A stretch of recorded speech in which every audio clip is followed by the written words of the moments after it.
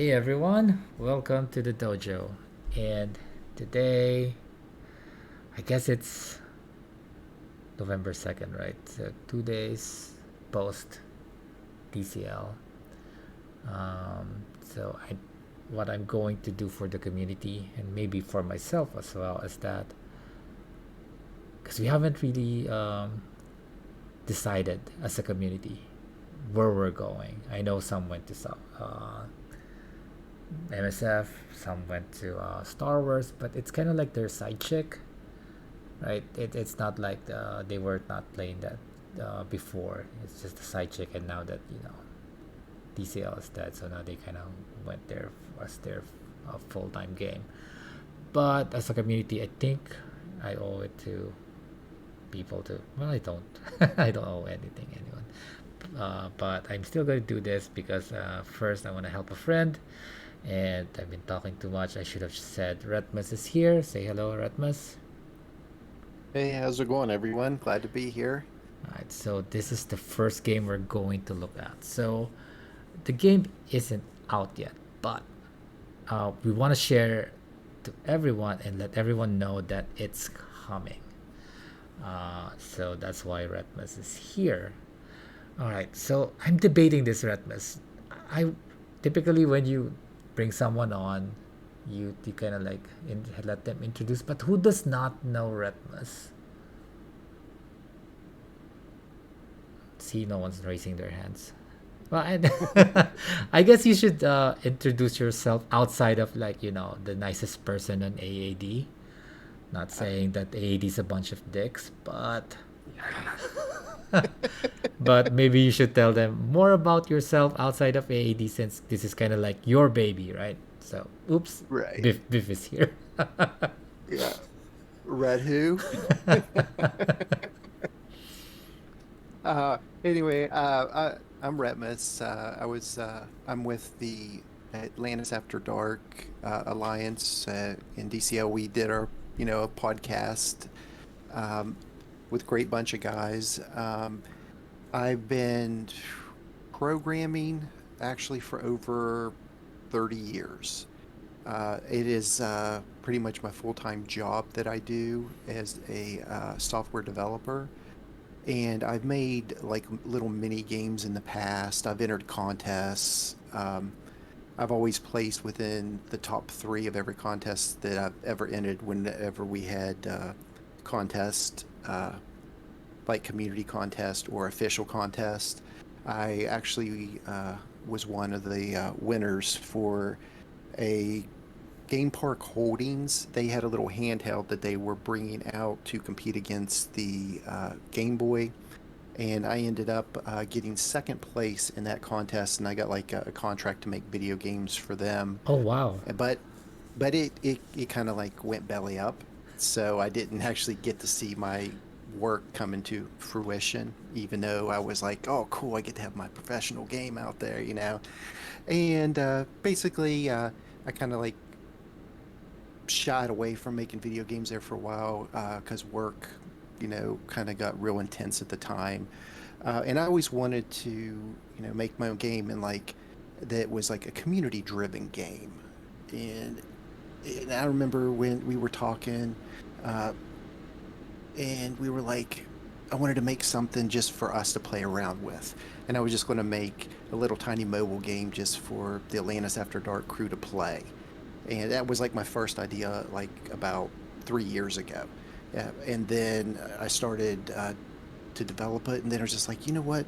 I'm just going to make this into like a full-blown game and put everything that I've ever loved into this game.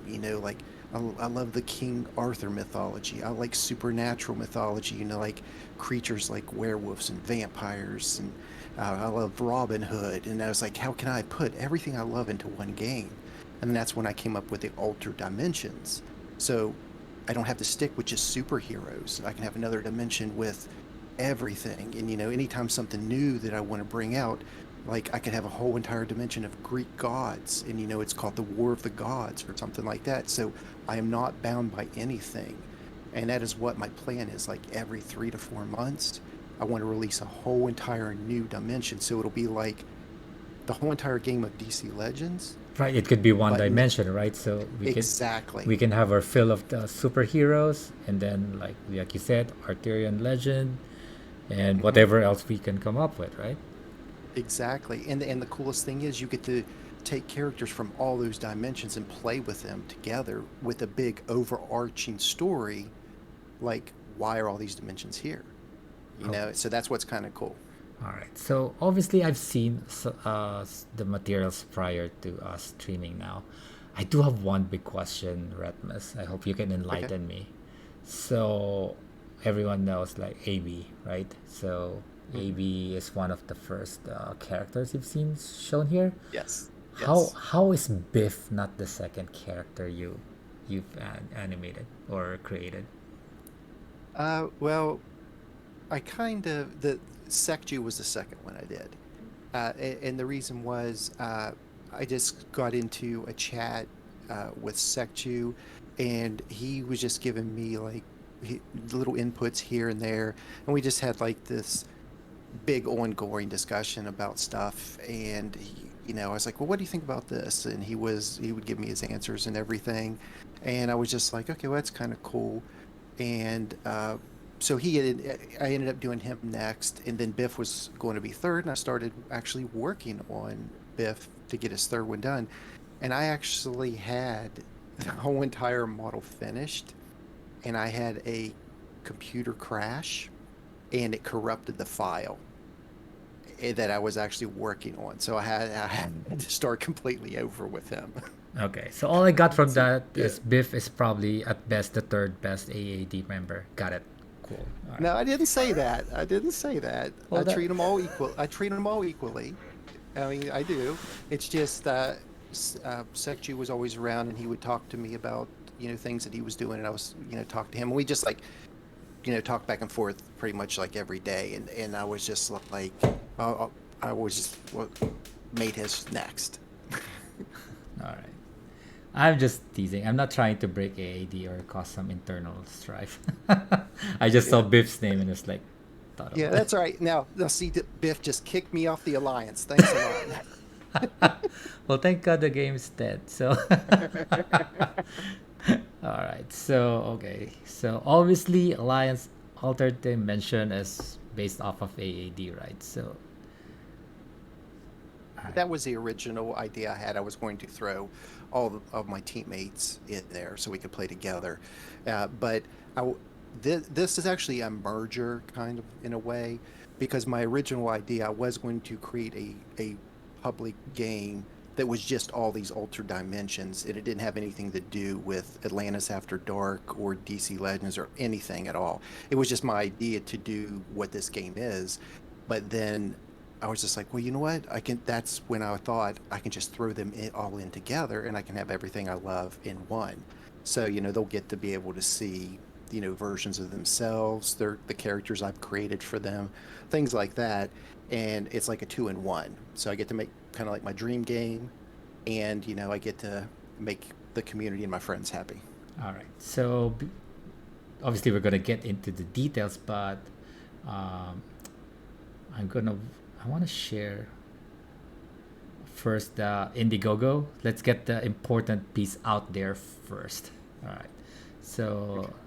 as I mentioned earlier, this is still in development, right? So you've Yes. designed a big portion of it, but of Hmm. course, you're right now you're a one man crew, right? So you still need some time to finish things up. All right. So I have a question for you, Ratmus. Hmm. Should I have joined AAD before um, DCL shut down so I could have my character for free? They did get their characters for free.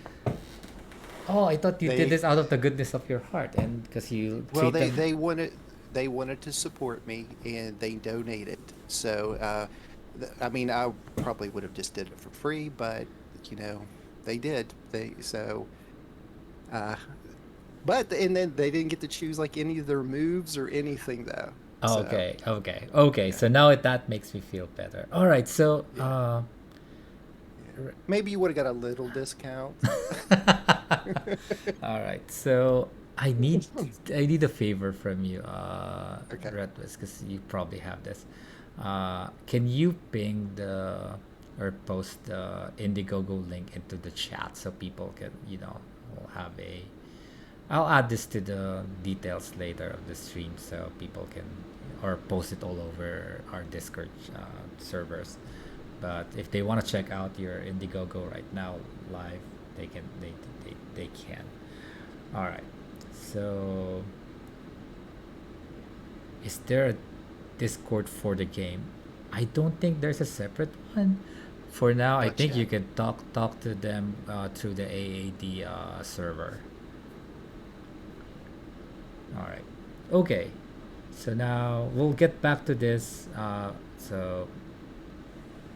right. So I'm going to share the first screenshot that you shared. So this obviously in development. So this is the idea. It's not gonna be what the final game is gonna look like, but this is the essence of it, right? So your this is your dimensions, right? So do you want to talk through this, Retbus? Yes. Okay. So like what you see here, I just wanted to on like this screen here make like a little cartoony looking selection, and there are it's all in 3D, and you can't really tell by the picture, but when the final version are out, you'll see the clouds moving, the water's going to be moving. There'll be like for Halloween and things like that. I'll probably have like a witch that will come out on the super dimension planet and fly around the planet, or have a superhero flying around the other planet. So they'll be animated. The background's going to be animated. Instead of just having a flat, touch a screen and go to it, I wanted to make it just 3D. And what I will have is on the left and right of the screens, we'll just have an arrow. So you'll be able to tap it and load in like the next 3 dimensions and tap again in the next three. So I was going to have like 3 dimensions per screen. Gotcha. And then that way, it's pretty much never going to end. And of course, you can see the Supreme Hero dimension will be kind of like the DCL that we know and love, and it's going to be full of superheroes and supervillains. Supernatural is one of the passion ones that I really, really like, because I always loved Frankenstein's monster, and I love Dracula and the werewolf, things like that. So they're actually going to be in the game. So you'll be able to play as Frankenstein's monster, Dracula, and a bunch of other things. Dr. Jekyll and Mr. Hyde is a character that I'm developing that I really, really can't wait to do, because he's going to be just a normal looking doctor that's going to throw like vials of uh, poison and acid, things like that, as his attack. But then he can get like enraged and he will turn into Mr. Hyde. And then he does like wild attacks, super strong. And he's just like a big brute beast. And I just have all kinds of different like concepts like that. And then, of course, Arthurian dimension. I mean, it really doesn't need a lot of detail. It's going to be the whole story arc of King Arthur. You're going to start off as Arthur Pendragon, and your quest is to find the sword in the stone and retrieve it. And that's going to be like the whole story arc of that game. And then after that is accomplished, then another whole story arc will open up, and you're in the search for Excalibur from the Lady of the Lake. So you have to find find the Lady of the Lake, and that's like by getting different pieces of a conch shell that you have to a mystical conch shell, and it could be in like different dimensions. So like you go to supernatural dimension, you might beat a stage, and it goes, ta-da! You've received one piece of so many pieces to form the shell. Then once you get that, you can use that item to unlock a secret stage, and then that's when you fight the Lady of the Lake to prove your worthiness. Then you get Excalibur, and then a new character is unlocked, King Arthur. It's going to be kind of like that. Okay, so instead of like just selling the characters for $99 every month, you're Never go happen. You will not see a $99 or 99-cent character in my game. you This will is not, have to go into one of those stages and earn them. yes, there will be characters that will be sold outright, but it will be for a completely reasonable cost. I mean, a lot of time that I have to do, to put into this game, it takes all my free time. So and plus there's all kinds of costs that a lot of people out there don't know that you have to put into this. That's what one reason there's the Indiegogo campaign up. I don't know what's the server costs are going to be to keep something up like this running. So, it's an unknown. So, I have to make a little bit of a profit to make sure I pay for everything and continue development. If it takes off, I want to expand, maybe get a couple employees, Right. a graphical artist, another programmer maybe, and then we could just make it more and more and just make it better and better with the community. But you will not see you will never see a $99 item in my game ever. You will never see anything. You won't even see a $50 item in my game. It's all going to be below that threshold, so everybody can afford it and be able to enjoy it. Because that's what I want to do. I'm making it for the community, not just for myself, but for all of us. So, it's just like, oh, that new character's come out and it's meta. I got to buy that character and I have to spend $100. I don't want people to have to deal with that. I want them to come and enjoy the game. Okay. So this is basically DCL but more noble. I guess. Yeah, at least Supreme Hero Dimension is. All right. So okay, that is cool. All right. So these are the first three you have in development, but of course you're gonna have more dimensions as the game progresses. Awesome. Yes. All right. All right. Yeah, it's never going to end. That's what's so great about it. Not bound to one genre. So, even though we have other dimensions in the future, that doesn't mean that the Supreme Hero or Supernatural or Arthurian stops. A new character can pop out any month, for any of these dimensions as well. So don't think that like, oh, it's over. I beat that dimension. No, you there's could a new all character. So right. You yeah, can come back and update them, right? Okay. exactly. Okay. Awesome. All right. So I'm gonna move on to the next image that you sent me. All right. So this is Sekju. All right. So obviously he's gonna get his character. So is Sekju going to be a playable character? Yes. Okay. So Yes. he's gonna be one of the starter characters. Yes, he is. Okay. I have a question Uh, for you. If I yes. am free to play, would I want to play as Sekju? Oh, yes. Sekju's is going to be a very, very cool character.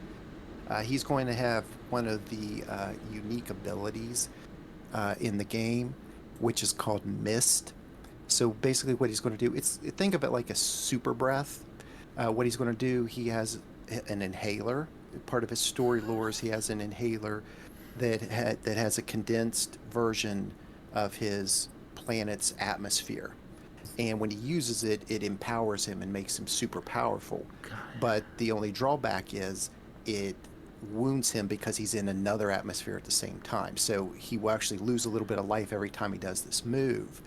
But he casts an ability called Mist, which actually makes the enemy have a 30% chance to attack one of their own teammates and a 20% chance to miss one of their opponents. So it's kind of a really cool ability. Gotcha. Okay, so in-game Sekju is F2P friendly, although the real Sekju doesn't seem to like them, right? I don't know. All right, so I assume Biff's character is not Reddit friendly, right? Well, everything in the game will be G/PG, so there's not going to be any foul language or anything like Oh, that. really? Oh, Because I want to okay. keep it, yeah, yeah. Oh, that I want to goes. keep it friendly. So Okay. that's why like Sekju's bong was changed to an inhaler instead. I was gonna ask about that. Why an Yeah. inhaler? Okay, so that's why. Well, Okay. the issue is like if I uh like this character has gin and vermouth bottles on his hips. So those will just be unlabeled bottles, and he'll throw like a Molotov cocktail at someone. So if you use drugs, alcohol, anything like that in the game, it changes your rating when you publish a game. Yes, So you I have want to to, be like mature, and then you're gonna lose. Yeah. Okay. Right.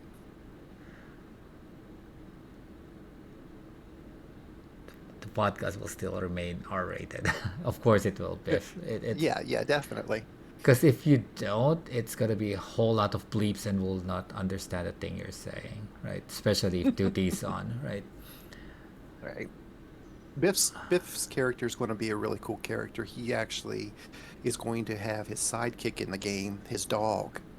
Oh, So his okay. dog, he's going to be able to command and send his dog out for an attack. And so it's going to be a pretty interesting dynamic how that character is going to be done.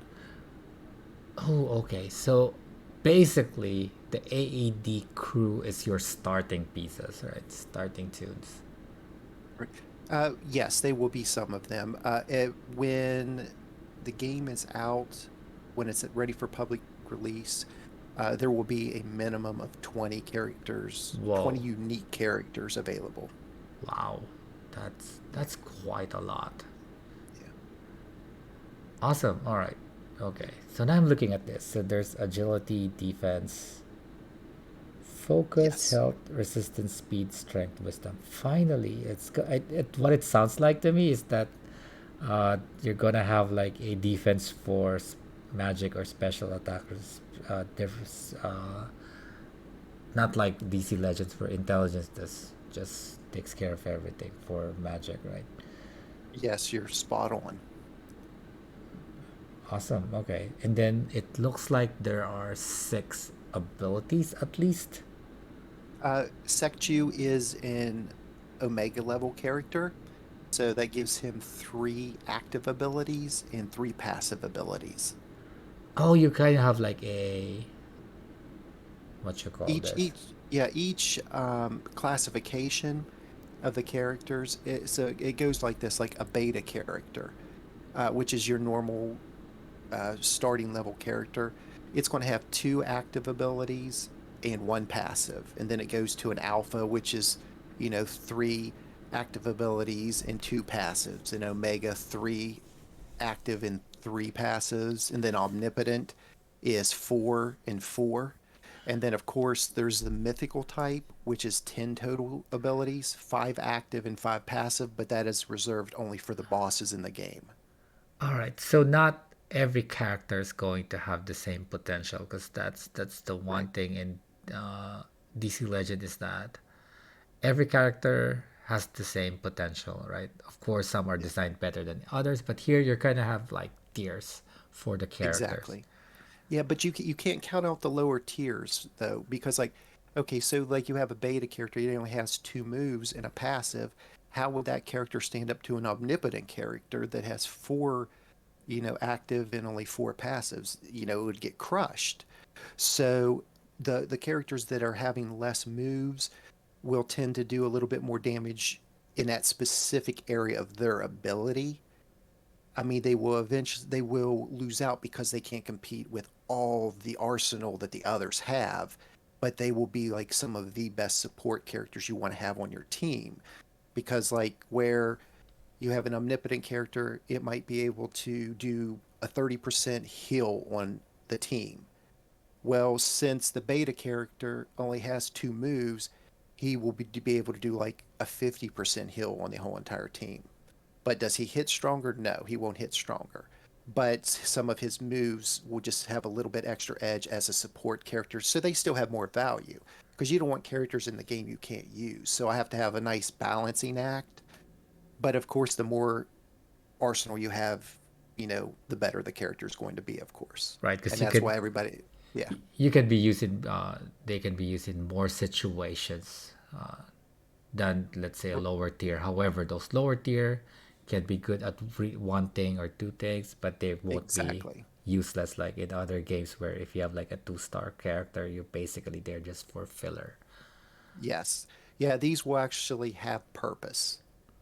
So they're not a wasted character. And of course, I will get feedback on everybody, as this goes on to make sure that characters are retooled, changed. There won't be any silence. I mean, I will be very open with everybody and completely transparent. What do you mean? But there's gonna be no silence. Like how there was with DC Legends, we would have big. Oh, okay. You Yeah, mean like okay? I was like, yeah. okay. I thought for a second, Yeah. my mind went to the debuff silence for a second, and I Oh, thought, sorry. and Yeah, I, so in other words, it won't be like, okay, I'm off making a game and I'm putting out characters and I have to wait for you guys to come back and say this is broken, that's broken, and then you might hear something back, you might not, I might fix it, I might not. There won't be any of yeah. that. There's Yeah, so the thing that you promise is that there's gonna be communication, and there's 100%. gonna be transparency. Yes. Perfect. Like the two things that we really needed. All right. Okay. Let's look at the next. All right. So this is a sample of like of AB and SecGeo. This is in your uh, file name. It says PVE. So this is kind of like your rough like how it's going to look like, right? It's very Yes. DCL looking, right? Yes. Yeah, actually I threw them in the fighting pattern of the DCL characters. I'm going to be able to add different fighting, postures for them so people will be able to choose, well, I would like the classic DCL style pattern, or I like a behind the view where I see everybody from behind and they run forward and attack. So I'm going to add options and feedback, of course, from everybody. Like if someone in there is like, hey, what do you think of a top-down view or something like that? And then if it seems reasonable and enough people want it, it will be implemented in the game. I mean, I'm not going to completely dismiss stuff or overlook what anybody else out there is suggesting. I'm completely open-minded because I want this to be, community driven and fun for everybody. All right, but at least in the beginning, it's gonna be almost I dare say seamless transition from DC Legends to your game, right? Everything's just Mhm. going to feel It's familiar and it intuitive, will it will feel very familiar.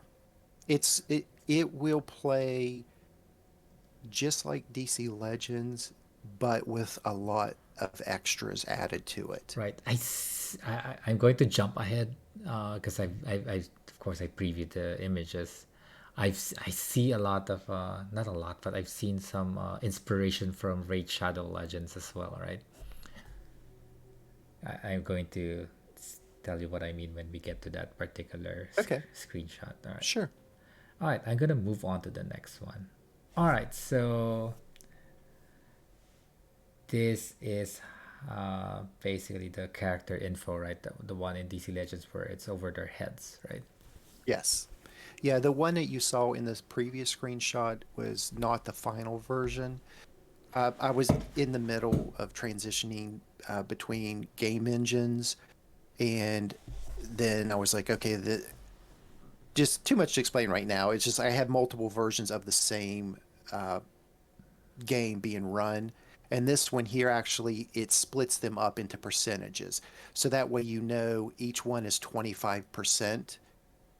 So if you go to ability and it says, well, after 50% life, he can do this ability. That way you can look right at the bar and say like, oh, okay, he's almost at 50, one more hit, or, if I get a little bit more life, he'll do this instead. You'll actually know the percentages. That's what I'm going to go for in the final version that you see here. Okay. Um, Might so I? that way you Oh, go ahead. no, finish your thought before I say something. Oh, I was just saying that way it's just I was going to put actual numbers in it and not use anything there, but I figured the numbers might be too small to read on the characters. So I might beta test it a little bit and give people options where they can choose because that's the coolest thing. I can constantly, since I'm programming it, I'm the one that can add anything I want to it. So I can add different looks, different themes, and you can customize like your own play style. I mean, things like that will be possible, just not right up front because I want to get the core, base out, and then we can come in and I'll have like maybe like a monthly poll where it's like, what would you like to see implemented next? What features, quality of life, and bugs and stuff. they will be squashed very fast. If a bug is reported to me, I will start working on it within 24 hours, guaranteed. All right. So we do have some questions in chat, but I do have one suggestion before we go to the chat. Okay. Uh, you said earlier that this is going to be very familiar to DCL players. One thing I Hmm. noticed is the turn meter is not the circle, and that Yes. that might confuse some people, Yeah. anticipating that that is the turn meter. Is that Right. I mean, I could swap it out for the turn meter and I could put the turn meter over there, but I like the idea of the retribution meter going slowly from the bottom all the way around. And I would liked it there better. That's why I did it. And I mean, I don't want to be a blatant copy of another game because this is my, I my know concept, my ideas. I understand that, but I'm gonna just give you two examples. So you play heroes and villains, right? A little, yes. And you know what drives me nuts is that they got inspiration from DC Legends, and yet they flipped the affinity colors, and it Uh, it bugs me to heck that I that gotcha. blue is stronger than red, and it just my brain wants to explode. So if I mean it's you're not copying, but if you can if you're just consciously trying not to look like it, maybe you don't have to, right? Right. Because there's really no reason outside of like uh, your first explanation, like you want to build it up slowly, cool. But if your only reason is to not look like DC Legends, then maybe don't do that. Well, that's just me, but of course you have to listen to the community and see what they say. But that's just my opinion. Right. Um, Well, I felt that the turn meter bar should just be a straight bar and a shield should be a straight bar because those are all energies. Those are all your meters. And to me, the retribution was like the special thing that stood out apart from the basic thing that everybody else does in games. I So that's suppose it why I went, okay. yeah. If it made sense, then it made sense, right? Okay, I mean, it's just that we're so used to it for 7 years. All right, so Right. there are two questions in game, in chat. First one is from Windigrew, asking if you've played Marvel Avengers Alliance before, because there's a character there that might be a good concept for your Jekyll and Hyde. Okay. I mean, I can check it out. I have not played it. Um, I've kind of like uh, let me see, how can I say it? I haven't got to play very many games because of work, game development, real life. It's just I don't have a whole lot of time to Time sit down and play other games. So I haven't. I just like stuck with one game, and and it and it was died, DC Legends. and it Yeah, died. yeah. All right, and then there's a question from Captain Freezy. Welcome to the dojo. It seems like it's your first time to chat here. All right, he's asking about the color values for if there's going to be a percentage. I think you kind of covered it earlier, right? Because you don't want to put Yep. in numbers because they might be hard to read. Right. And I can easily add a gradient to this to like when it gets to 75%, like the life bar, I should have shown that because I actually do have it set up to where after it gets past the first tick of the health bar, then it changes to a yellowish color, the whole bar. Then when it gets to 50%, it's an orangish color, and about 30%, it turns to red. Okay, that makes sense. And then the best part of this is you actually have a game manual, so new players like don't have to guess what's going on and kind of like do some experimentation to see what what things actually mean. All right, so okay, well, we've seen this, and I'm gonna look at the affinity because you have a concept that's not in DCL. So let's move on to the affinities. Okay. All right. So let's see if I can remember this. The leaf is nature. Blue is tech, And then this is like the It's so really big. I know I'm sorry, I can't make it small. Leave it Is it in your at is it in your browser you it, said? it is in my browser and I think and you can hold down control and spin your mouse wheel, it'll shrink it. I know if it were in my Mac, I already know what to do. I'm on my iPad, Oh, okay. I gotcha. and Okay, yeah. I don't have that Okay. option. So basically this is the affinity tree. The like you said natural affinity is the leaf, and those are like your physical based characters that rely on all things natural. They don't use, I mean, a stick, a knife, a gun, anything like that. That's something you can pick up and use naturally. So that's still in the natural category. And then you can see the arrows pointing down to the technological one at the bottom, and that one is any characters that use technological items or a technically advanced race. That is what they're classified under. And then, of course, the arrows will go up to the supernatural, and that's where we have, wizards, witches, vampires, anything that is like of a supernatural origin, and that's the moon. That's their affinity symbol. And the one in the middle with the big like swirling tornado, that is the enigma affinity. And the enigma affinity doesn't fit into any of those one specific categories. They might be a mixture of two or even three of those categories. So they're the ones that stand out from the tree, and they're like above the others. So that's why it's in the center like that. So, but it doesn't have any arrows. So is that saying? Oh, it does have It does. arrows. It does. Okay, so see the S- arrows? Those arrows mean that one, the affinity does 10% more damage to that other affinity. Oh, Extra I damage. see. So, oh, okay. So those two arrows, those two triangles are deliberate. It like, okay. So Yes. that's And 10%. see, the one in the center only has one to each one, so that means they only do 5% extra damage to all the other three affinities because Right. it's an enigma. However, it's not weak to anything. It's weak to another enigma. Oh, okay. I So see. it's actually 10% weaker to another enigma. So if they might be a fantastic uh, affinity to have because they're going to be more powerful than all the others because they're going to do 5% more damage to all the other affinities, right? Right. And But if they're you go up against, neutral. But then also yes, neutral against them, right? So they can't hurt them. Or however, if there's another one like them, they don't like it. right, yes. So, like, let's say you go up against a boss, you might have an Enigma character that might dominate in PvP because, it's going to take out all the other affinities.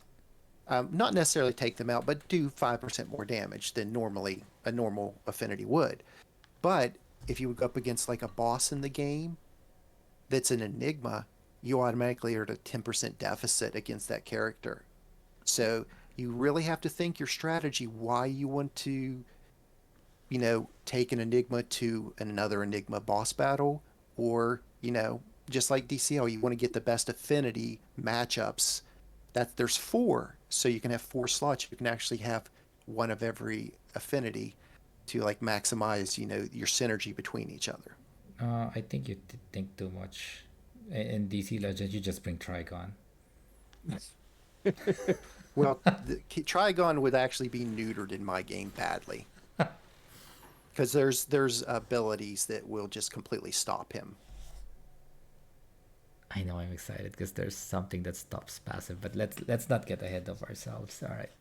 Okay, so this is an interesting concept because yeah, having that fourth affinity, it's kind of like has advantage over everyone else, but also they have a big disadvantage. So that's kind of cool. Yeah. So, big thing out there, if whoever donates to the character perks, definitely read through and try and match your affinity to the character you want created. So you don't want to come in there with a guy that's a cyborg with all kinds of weapons and say he's a natural character. He's going to blatantly be technological.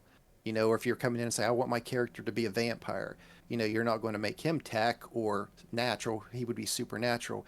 Don't just go in and think, oh, I'm just going to choose Enigma because it does 5% more on the others.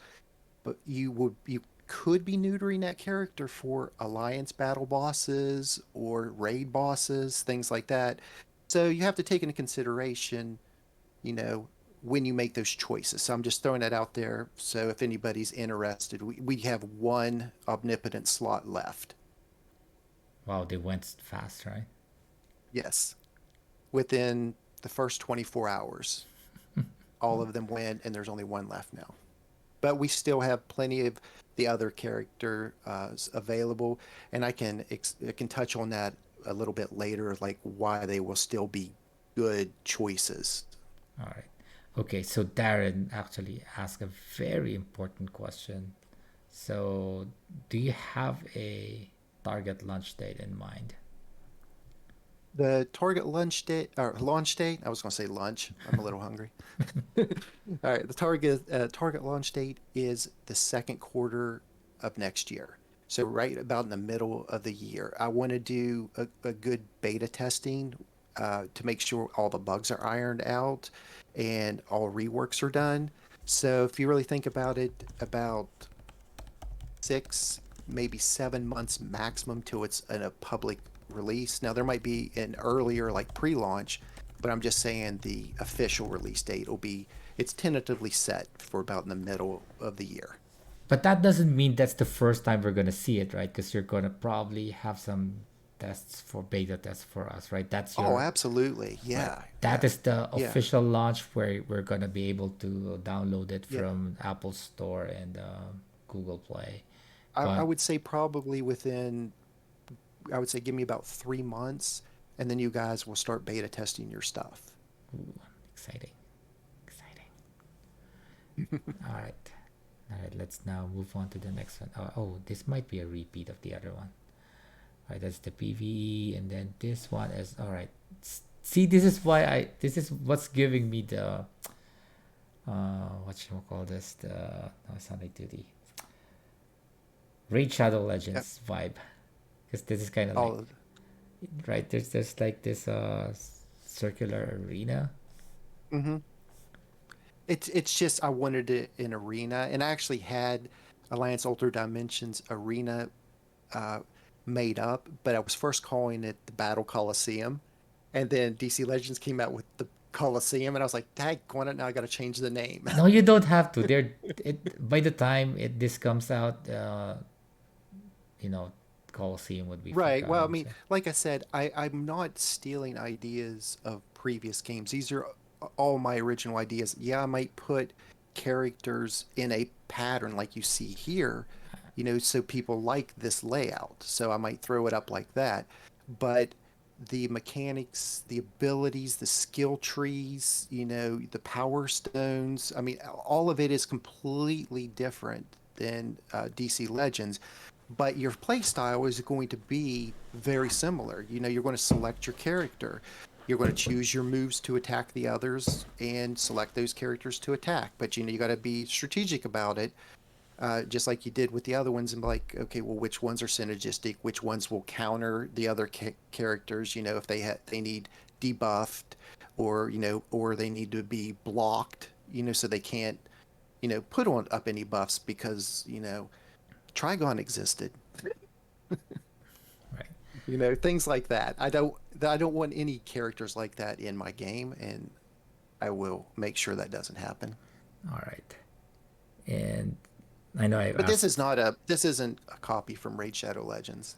I Oh just yeah. I just I'm I just just saying wanted yeah, it just reminds me. I'm not saying you lifted from them or got inspired, yeah. but it's I just just wanted, like, first I wanted to make an actual Coliseum, and I started with the benches that you see behind them, and I just wanted to make tiers of benches up and just make it like you're going into this Coliseum and you have this crowd watching you, and it's like you're fighting like in the ancient times, battling it out.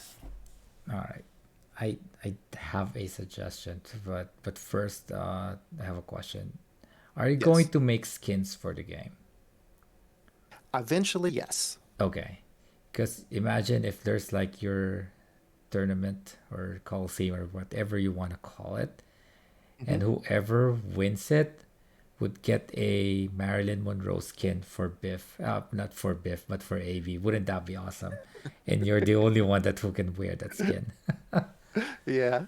Oh, maybe I'll do something crazy like that. Yeah, some perks, right? Because winning in DC Legends means like you get a little bit of Oh, shards or there will definitely be like perks to different modes in the game. I mean, there's like some characters you can only get through alliance battles, or there's some characters you can only get through raids. I mean, they will not be offered in the store for sale or anything like that. So you right, have to come up with right, ideas like that. right. So some certain alliances won't play just the first 2 days of raid, right? So if you want something, you really have to work for it, right? Yes, exactly. Yeah, there's yeah, this game has no. Well, I guess it just has room for some lazy bumps too, right? There's always a space for everyone, but yes, you're going to make playing this worthwhile, not just bragging rights. You actually get Right. something worthwhile. Exactly. That is my goal. All right,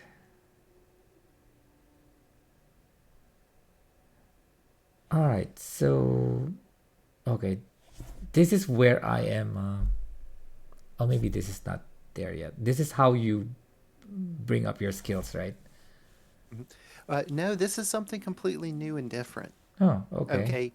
Okay, if you look over here on the left side, it says mergeable inventory. You have serum vials and serum bottles, right? Okay, and if you look over on the left, it's only actually showing the ones that use the bottles, but there are other Other items types. that Okay. yes. Okay, and as you can see, there's a number 2 on the top screen and number 3 on the bottom screen. Those are the levels. So, like, it's going to cost you 350 quasi gems to uh, make this item using your alchemy that you've collected throughout the game by beating stages and completing different tasks. You will acquire these items. And you can come in here and you can get the steel skin elixir, which is going to the second level one, which is a 2 stars, you can see. And then it goes 1, 2, 3, and 4 stars. That's going to give you damage immunity, 1 turn unpurgeable. So what that is, think of it like almost as an extra free ability in the game. So you can only use one Oh, of but this is these. consumable. Yes. So see how it says damage immunity, 1 turn unpurgeable on the buff above the 350? Yep, I see it. Okay, that is a buff that you will put on yourself by using this steel skin elixir. So not only will you have your 3 abilities or 4 abilities, depending on what character you're playing with, you will have you'll be able to bring in an item to the Item. game. But if you use this up, it's like it's gone. You've used it. That's it. Yes, yes, yes. So it's just an extra mechanic that you can get to where you can, go and get all these different types of, death immunity, debuff immunity, poison immunity, health up, and it can go like a 5% health up, 10%, 15, or 20% health up, for like 2 turns on a character just by getting the 4 star elixir. So this is just adding another mechanic to the game where, like I said, you can choose the item. You hit item, it'll pull up your inventory in the game, and you can choose what item you want to use, and then that ability gets placed on your character. Gotcha. All right. So outside of the abilities, now you have items. All right. Yeah, because so think about it like this: if you're coming in with one of those beta characters, and they might not have a heal, or they might have a good support to where they can constantly uh, put shields up on your team, and they're really great.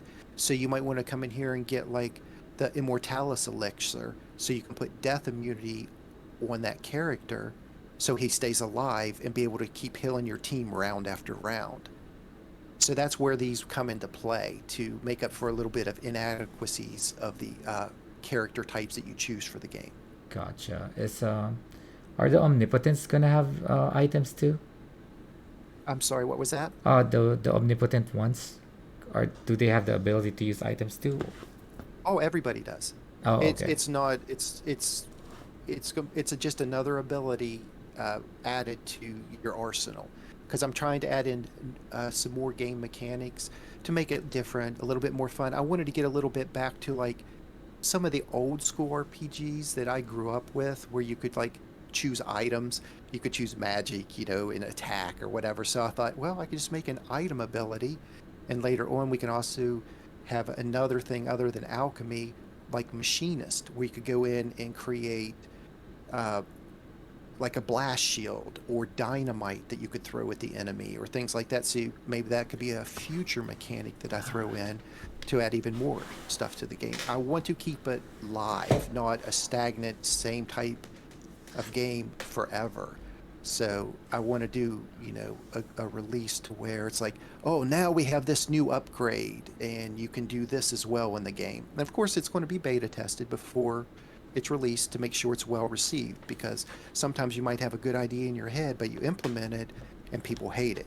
Right. So that's why I'm going to make sure and take feedback and do what's good, because I don't want it to come out and then I'm bombarded with emails and comments and be like, you suck, you know, because that's not the point. It's to have fun and have this continuing adventure that is last as long as I can humanly possibly do it, and that's my goal. I mean, I don't want this ever to end. Gotcha. All right. Okay, so I do have one. I don't know if this is a question or a request. You know me, I'm a PvP person, right? I love the challenge, the puzzles. And one thing I really like is making tough defensive teams. And one of the things that I would have loved DC Legends to have done, but I guess it's moot now. But then here you are, there's an opportunity to pitch what I really wanted in a game like this. It's either I can tell my tune on defense, like I can set some parameters on how I want my team to behave, because you know how It's DCL all. is super I can simplistic. stop. I can stop you right there. It's already being implemented. You will be able to actually set the parameters of your character, what you want it to do the first round, second round, third round, and then after that it will loop between the abilities you want them to do. Ha! Look at that. All right. Because the other thing is that that is the simpler one. The other way is that it's kind of like learning how I play, and then it's Mhm. gonna mimic how, but that's gonna be too much server space. So yeah, maybe down the road. It would be, yeah. Yeah, because I that's mean, I like could put AI learning in it, but I it takes up a tremendous amount of space. not just that. It's probably gonna cost you some compute time. Yeah. So maybe down the road, But once you made your but millions, that should be but fun. but but this way, you can go in and you can set it up Yes, you can like customize the way your tune behaves. The dickier, the yes. better, right? Okay. So Yeah. yeah, like Wendigo is pointing out. And the thing is, you can set that up for defensive. So like whenever they're going out and fighting against other people, you can have your team preset and it will follow that same path defensively. Right, they're going to do this, right? As opposed to blindly just going through my skills from 3, 2, and 1, depending on what's Yes, available. exactly. But you have to go in and do that, set that up as your team. It's not just going to automatically do it. If you don't have them set up, Right, then you're it's gonna have going your to be default, right? Yeah, random. you're gonna have your default, right? Okay. Right. And that won't be completely implemented very first thing, but Oh I yeah, do have the yeah, that is acceptable. I mean, as long as we know that that's coming, that's awesome. it is. It is. Awesome. So you have me on record saying it, so it will be. Yes. Okay. Awesome. All right. And then the other thing is that just this mechanic alone is telling me that if I see a secchu on the other side, it doesn't mean that it's the same as my secchu, right? Correct. So now I love and hate that at the same time. Well, Because let me ask you this question. Let's be realistic here. If you go off into battle in, in a real world situation, do you know what every single one of your enemies are capable of?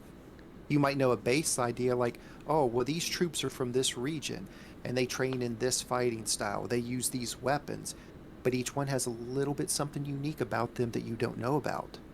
So that's why I'm doing it that way.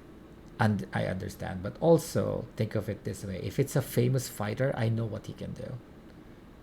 I can study him because I know exactly what he does. But then again, here kind of like maybe it's a dimensional thing, right? So this Mhm.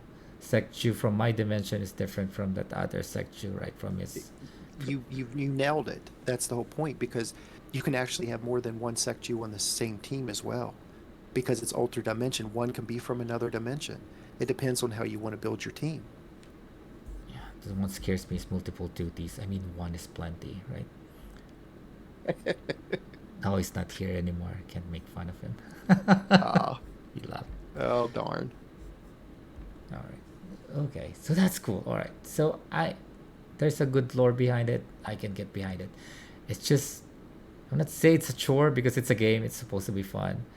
Mhm. But you have to like look at the Well, enemy and like look at them at what they have. You can't just go blindly into battle and expect to win. right. Well, I mean, they're going to have their base abilities and base passives, and you will 100% know what they're capable of. But it's their skill sets that will set them apart from each other. Right. And also the way that your AI set up that. Okay. Gears are churning in my head. Okay. We're probably gonna have lots of conversations in the future. Oh Redness. yeah.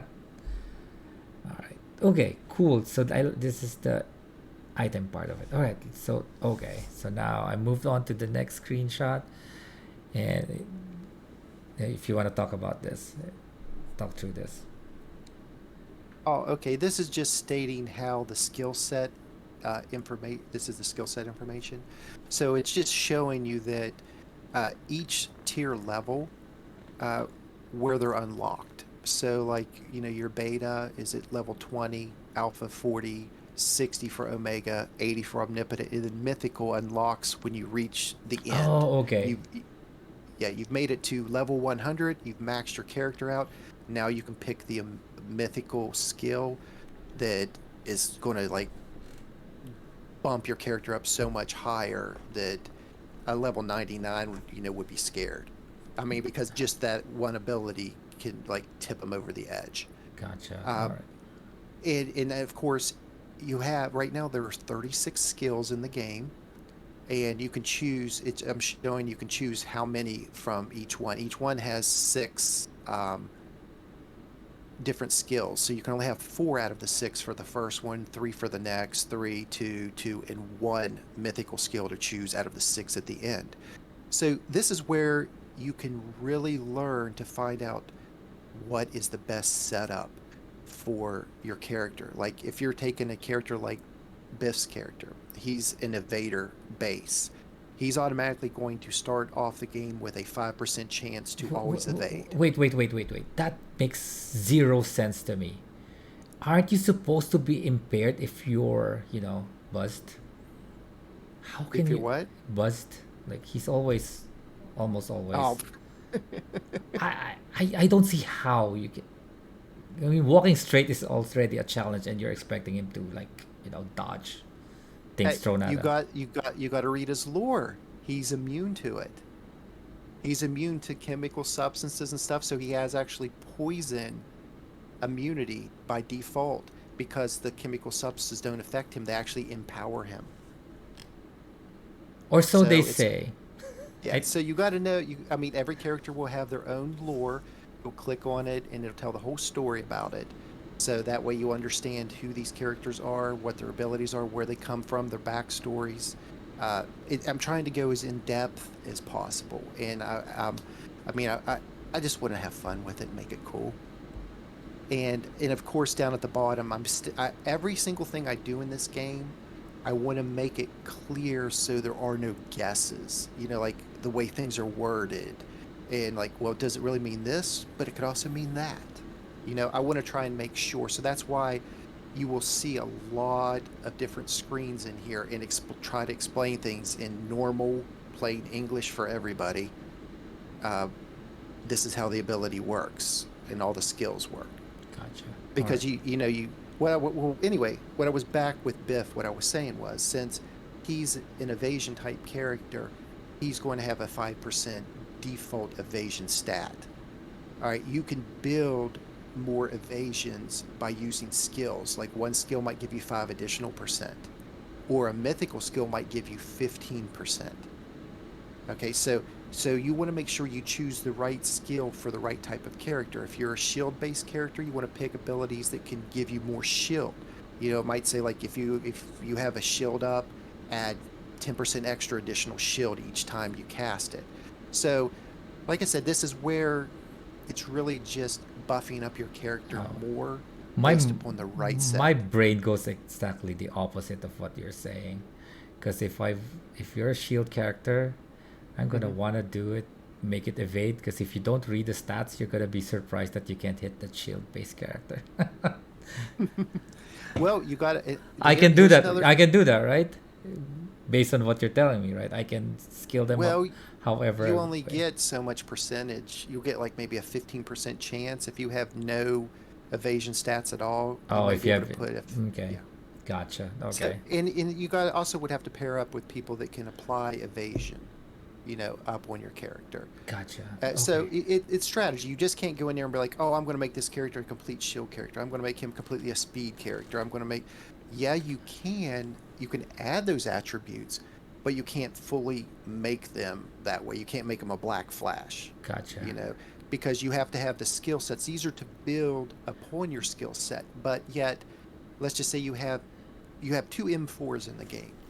Well, one M4, I might want to make him more tanky. So I want to give him abilities that has a percentage to get death immunity when his percentage is low in health, or damage immunity, or maybe the ability to get parry attacks, which is my version of awareness. No, Uh, gotcha.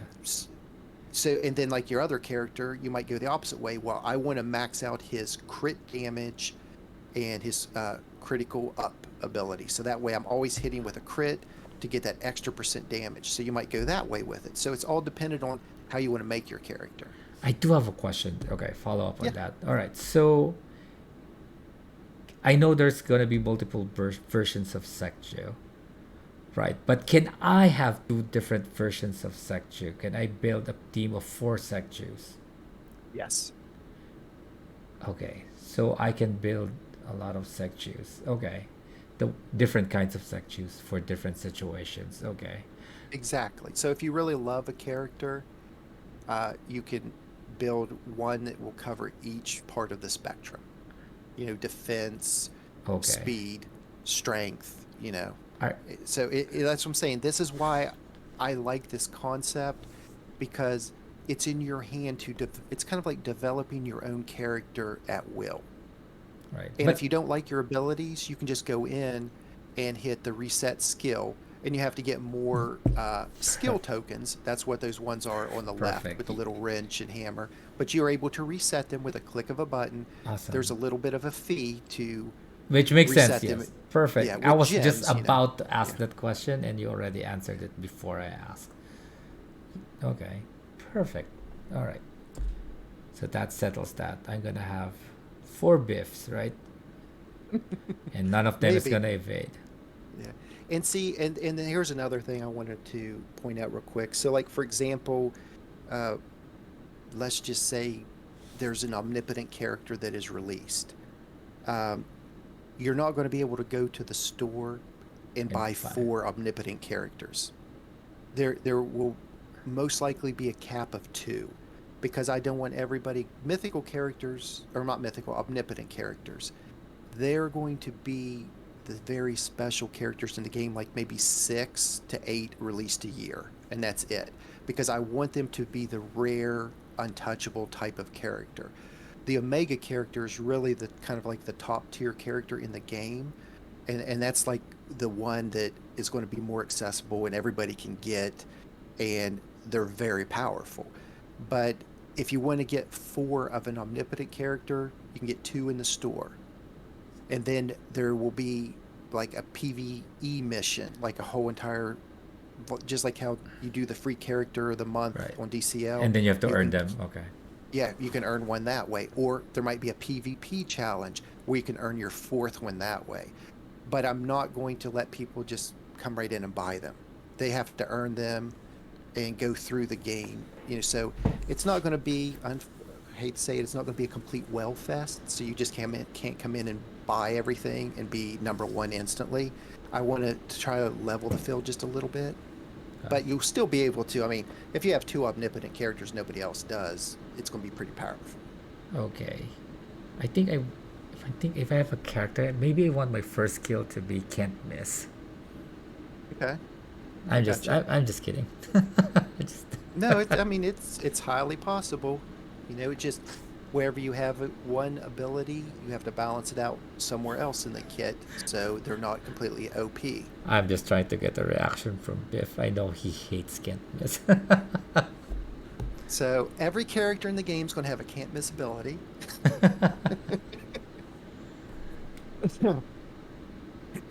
Well, you do have the cool thing is in your skill sets, uh, you have an ability called focus. All right, and focus increases your chances of hitting an evader. And your resistance is like another ability that when you add to your skill set that helps you resist a buff being applied to you. So there's ways to defend against Okay. those and actually hit characters that you normally wouldn't be able to hit. Because Okay. if you get your focus up super high, that helps. Gotcha. So agility is actually your evasion here, right? No. The agility adds to okay, so like if you come in and your agility is a certain percentage, your agility will add to your evasion ability. It increases just like how wisdom gives int up for special characters gives them stronger hits. Strength for the you know regular characters gave them stronger hits. That's the same thing with agility. We'll give them better evasions, Yes. and the same, and that it'll be all explained in great detail. Okay. I like how it works. Uh, so I think it's a pretty good system. Yes. And I mean, of course, it can be adjusted if it's not working out right. That's the cool thing, because I want everybody to have a fun experience. Yes. And Wendy kind of like alright kind of says wrote what I was going to say, because what we don't want to say is that there's just a mechanic that's completely trashes another mechanic, right? Right. And it's just dumb, right? Well, see, that's the thing. There will be like 100% chance to hit someone. Right, but it's not can't miss, right? Because Right. even if it's So, 100%, there's some modifiers that can affect it.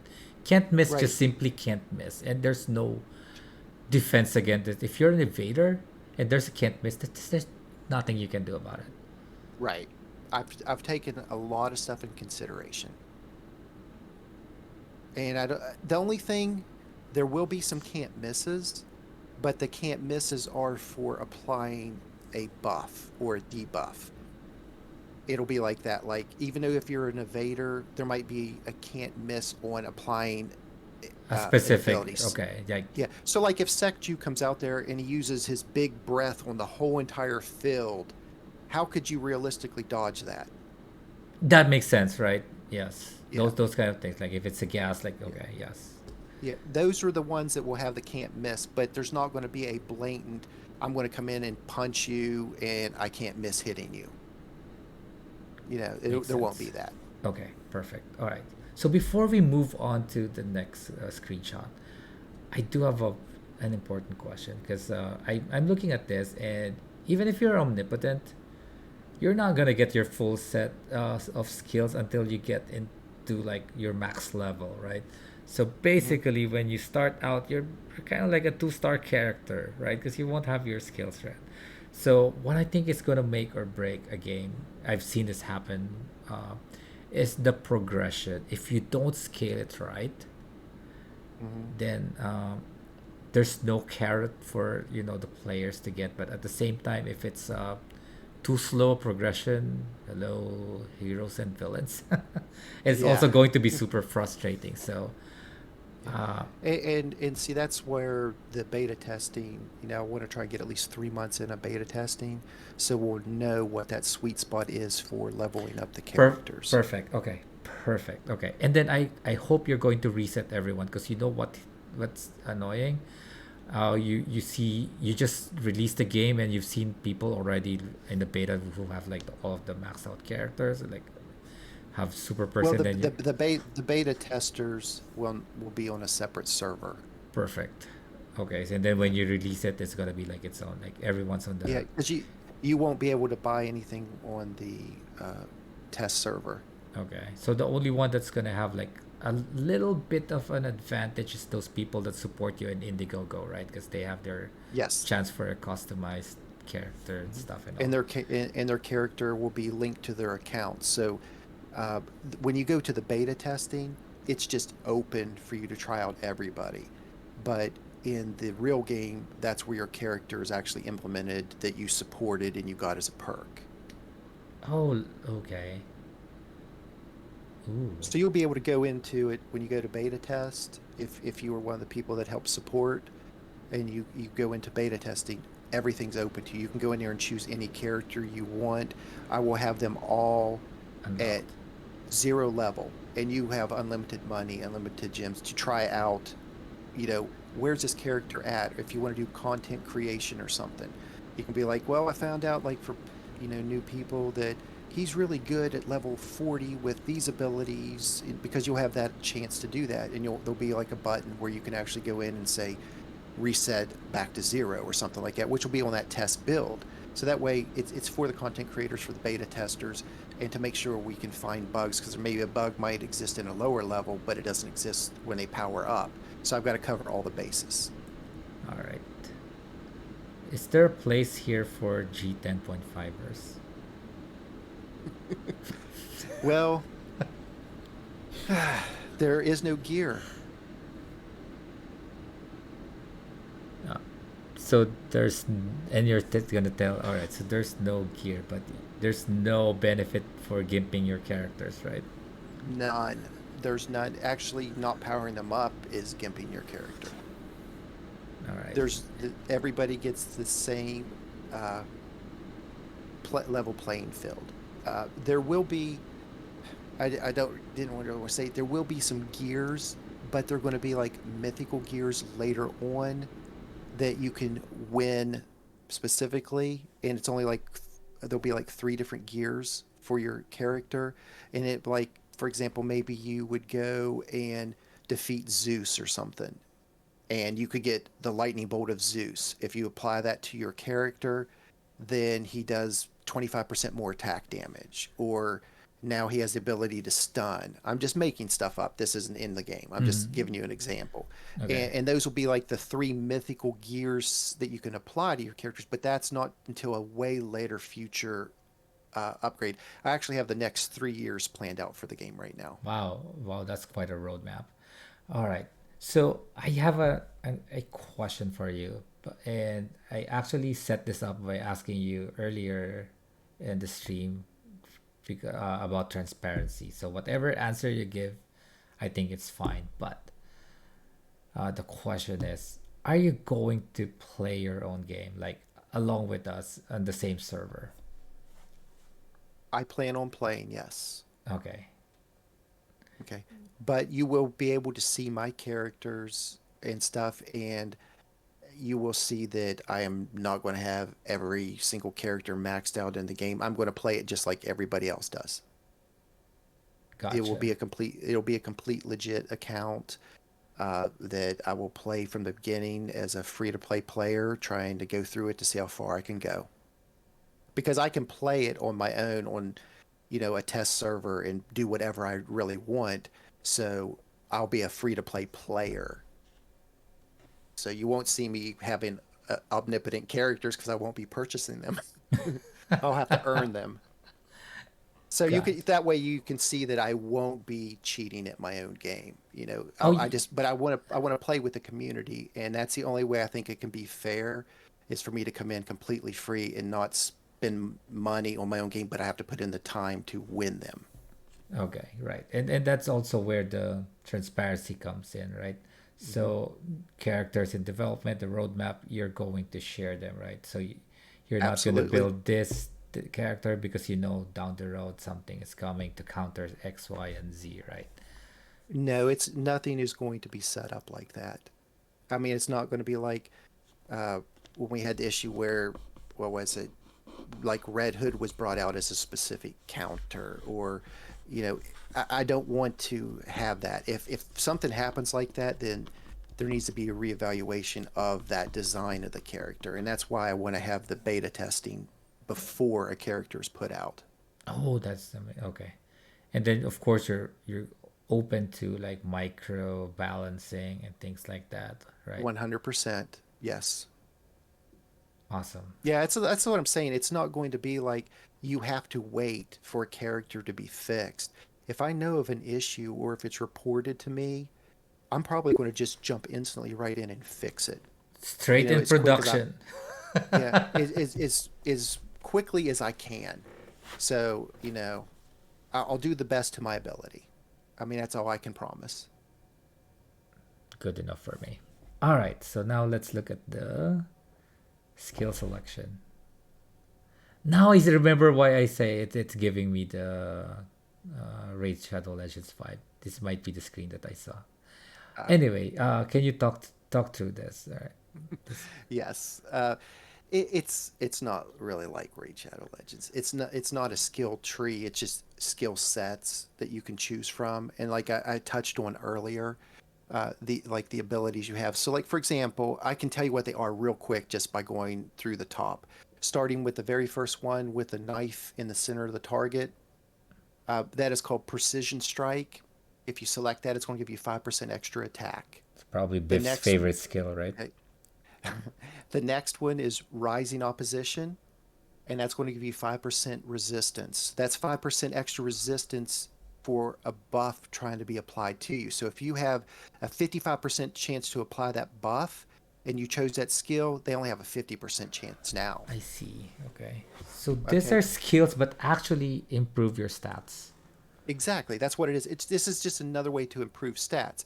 But there's some other ones like if you see the guy down there flexing his muscle, something's hitting his shoulder and bouncing off.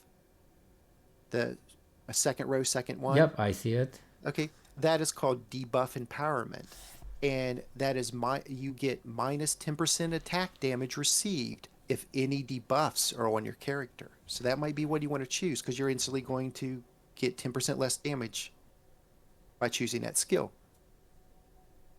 For another one, if you go over three more and you see that little bottle with leaves on it and like water Mm-hmm. spouting out from it, that is detoxification.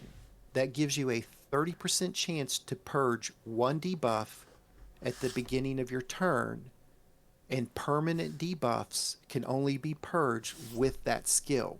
Nothing else can purge a permanent debuff. That's the only thing. Okay, so Biff doesn't need this because he never gets intoxicated, right? Yeah, right.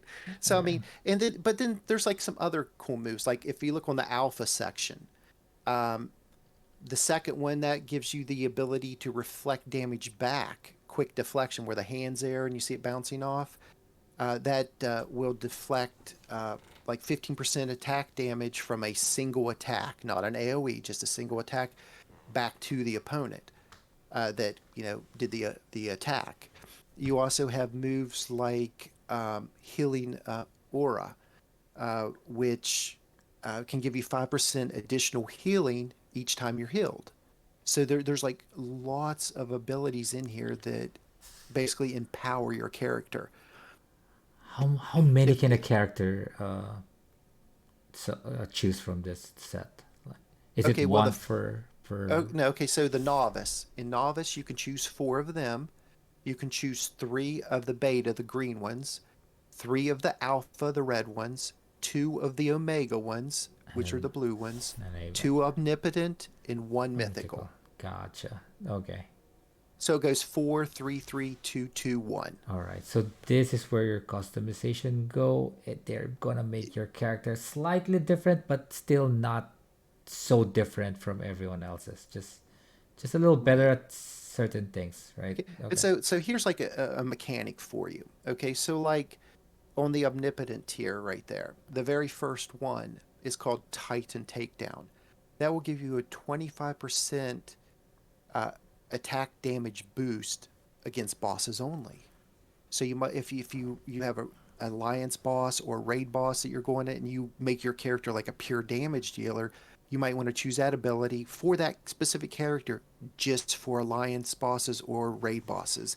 But you might get a second one and choose a completely different skill out of there to build him different. So that way you can say, oh, well, this is my alliance boss team. This is my PvE team. This is my PvP team. So that way you have the ability to use the characters you love in different ways. And Got it. another one down there in the bottom right hand corner with a guy with all the fist and the sword and he has his arms sprawled out. Um, that one is enraged melee. And that would be like a perfect ability for PvE. It's an omnipotent ability, and you have to use that as your final ability. But it gives you a 20% extra attack damage added to your basic attack, and it's permanent every time you use your basic attack up to a maximum of 160%. So you can every time you attack, 20% extra, 20% extra, 20% extra, up to 160. So if you're trying to go through PvP stages, that's a quick way. Think of it kind of like how Black Flash or Black Adam took out Ramps, characters so they quickly. ramp up. Yeah. Right. Yeah. Okay. So that would be an ability for some character you want to be, to take care of PvE. And of course, it's all based upon how you want to build your character.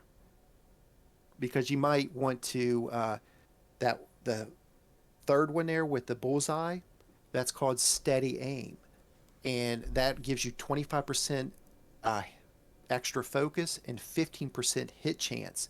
So if you know you're going up against a team of evaders and you want to make an anti-evasion team, you would do that because it's going to give you 15% chance extra to hit those characters.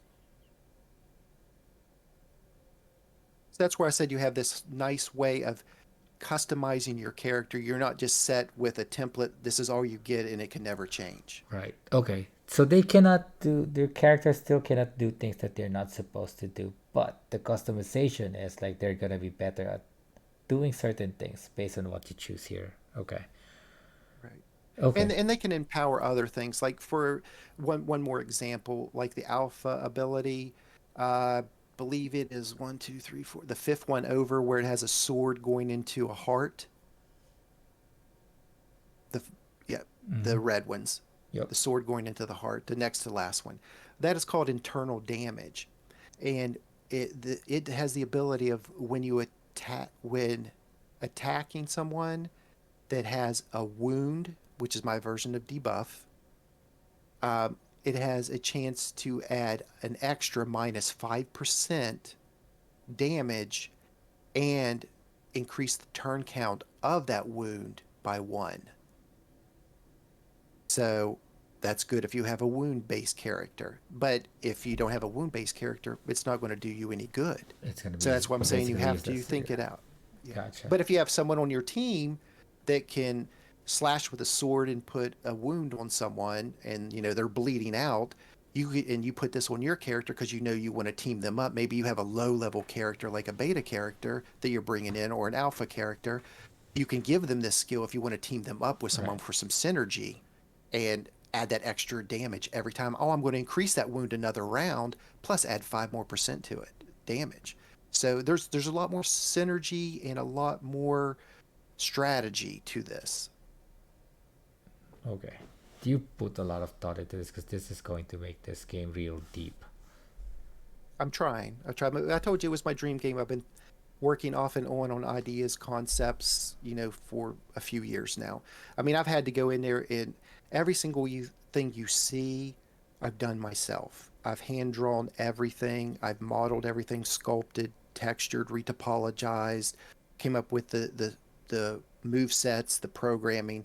So it's if it's going to be your dream project, you got to do it right or don't do it at all. Gotcha.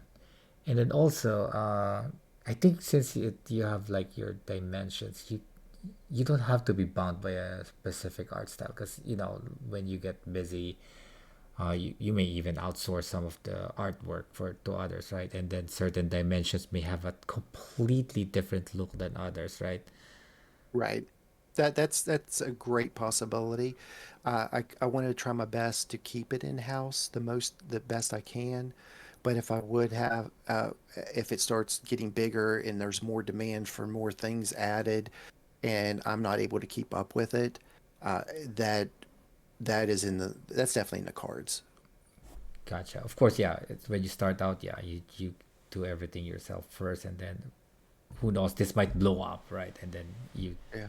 you may have to get helps. All right, cool. All right, let's move on to the next one. All right, so this is an actual skill. It looks like. Is that what you call your abilities, skills, or abilities? What do you call them? They're skills. It's Okay. a skill set. And that's like the one I was giving an example of. Your enraged melee. See, it goes 20% extra attack damage added to the basic attack, and it's permanent. Each time this defender uses their I basic see. attack with a maximum of 160.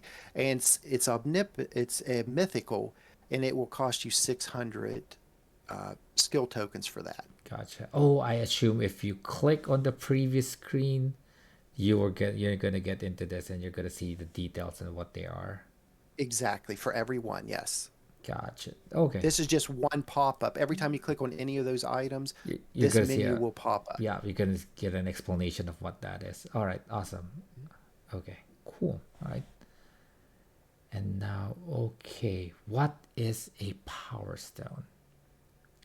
Okay, think of a power stone kind of like how we have the different levels in DC Legends. You know, you get all those different stars, things like that.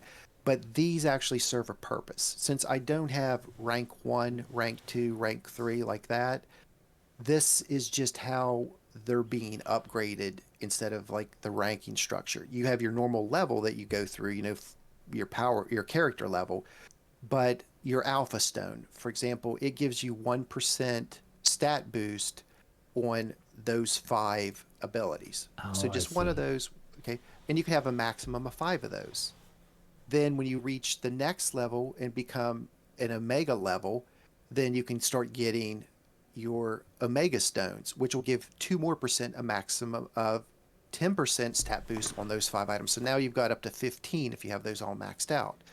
Then you go to the next one, which is Alpha Omega, which is your Omnipotent, and that's a 3%, stat boost on it. And I don't know if I sent you the whole picture. Is there another part to this? Let me Okay, see if all right. there's the But next well, one. right there, there's an example. See, when you get to level 40 of your character, you're able to take those five stones and merge them into that stone, which is an ominous omnipotent uh, alpha stone.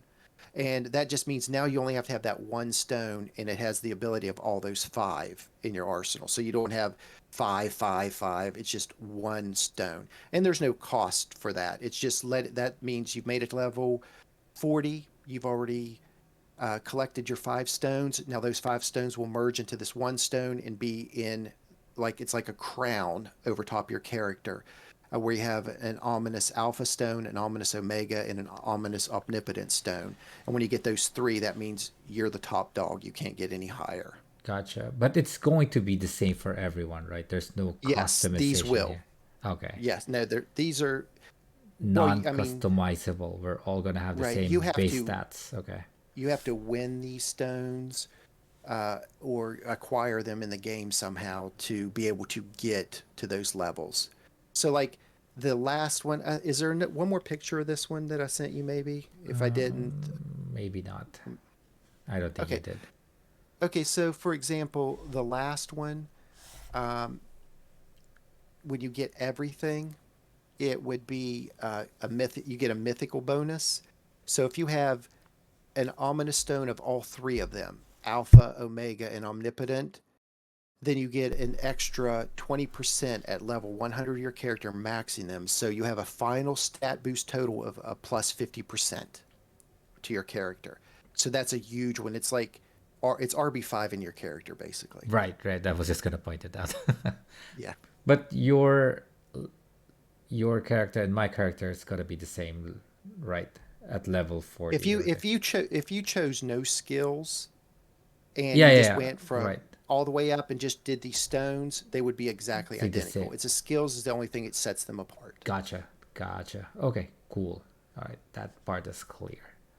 This is basically kind of like the equivalent with the gears, but just a different level of progression, right?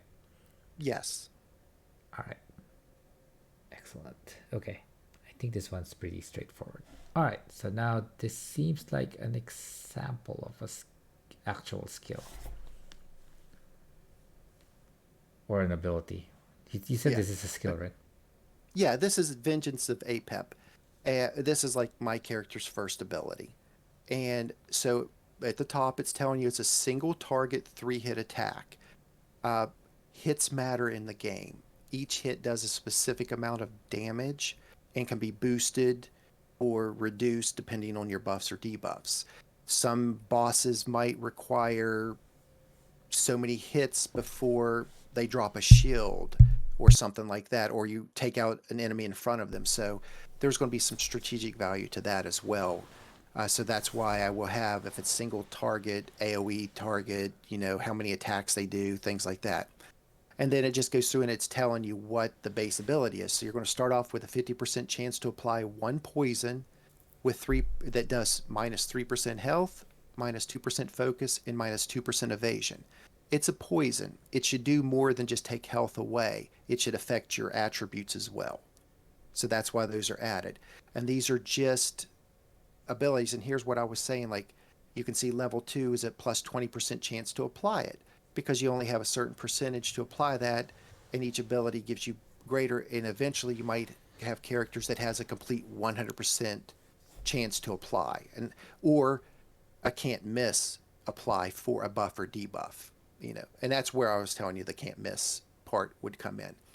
uh, and here's another thing that's a little bit different. This is not going to be buff debuff heavy game. You're not going to put 100 debuffs on a character and then have another character that can only take 10 buffs away from someone. I always thought that was kind of ridiculous, and it kind of like neutered a lot of characters in DC Legends. So I kind of want to keep the buffs and debuffs to a minimum, to where like if you have a character and it says removes one buff from a character, that literally means something, because it's more of a percentage of those buffs and debuffs that matter.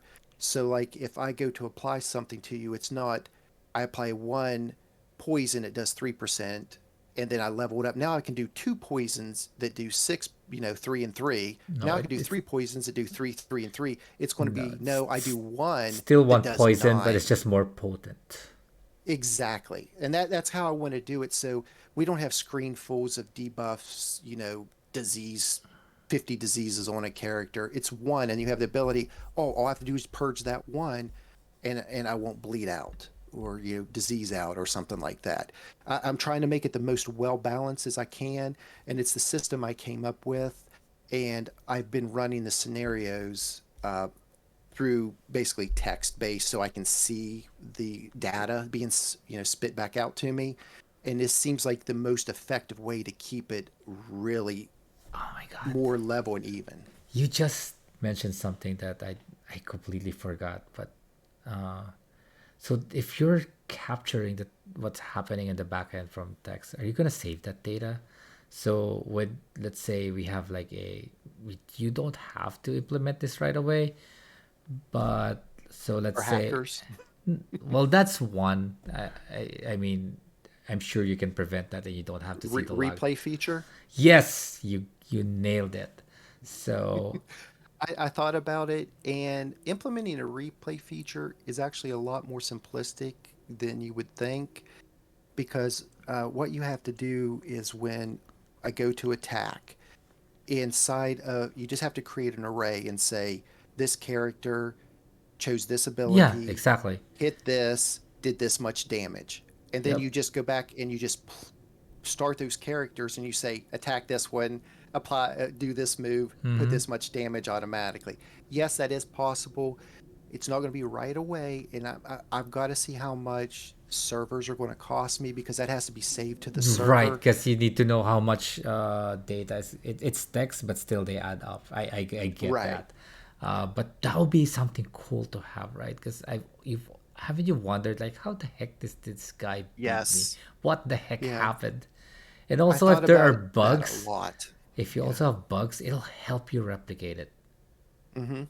Oh, I agree. I've really thought this out and the best way to do it. And the only thing is there would have to be some type of cap on it to where like it only keeps your last 5 or Last 10 five, yeah, battles. yeah. Yeah. Because otherwise, it's gonna, And fill like up so your like server. for in other words, like if you had your defense log, inside your defense log if Yeah, there's that's all 10 you need. battles Yeah, in that's there. all. That's Yeah. all you need, right? Yeah. Right. It would keep those in there. Something like that. I plan to implement it and like I said, these can be quality of life improvements as we go out and everybody likes it, dislikes it, thinks what needs changed. I can go about adding these things to make it better. And yes, and that also, nah, that is way too much for the AI. Because if you can keep all of it, and then the AI would learn how to play, like, oh, this moves win. But that's further down the line. But wouldn't that be cool, right? Yeah. Yeah, I tell you what, if it becomes pretty big, and I get to expand like that and I'm able to set up big in-house servers and have a team of things to help run this, stuff like that's completely possible.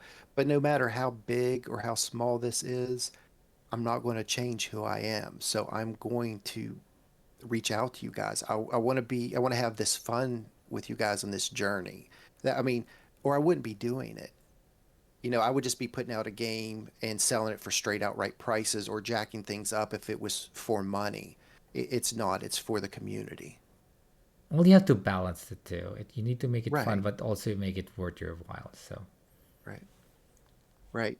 And I just got to just make sure I'm able to cover the cost. That's really what I'm in, pay my bills. yes, That's what I care about. yes. Don't do it all for the community. Do it. Save some for yourself too. Yeah.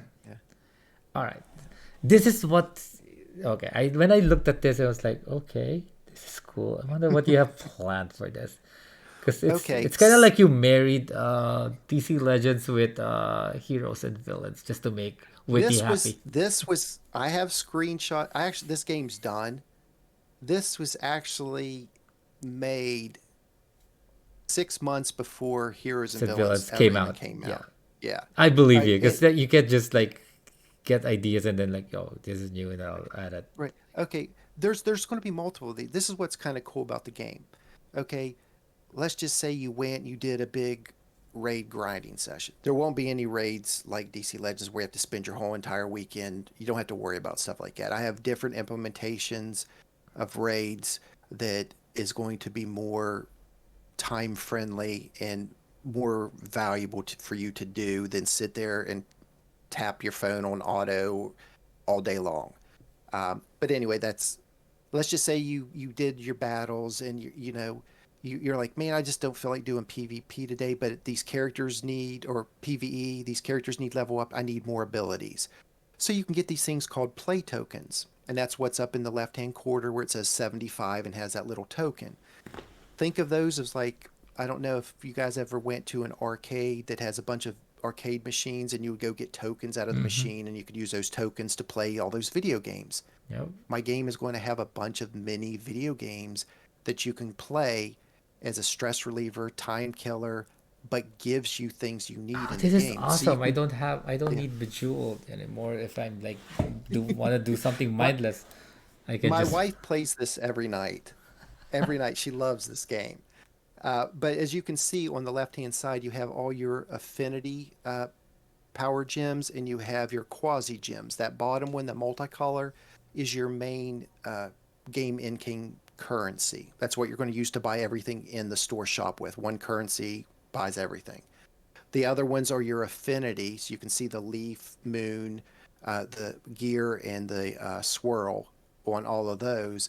Those are the gems that you need to power up your characters. So when you go to level them up, you use those gems to level up each affinity. So you can go in here and you can just start getting them. It's like Yeah. I don't feel like playing PvE or Yep. PvP or anything. I just want to play a quick game. Yep. I can farm them here. Exactly.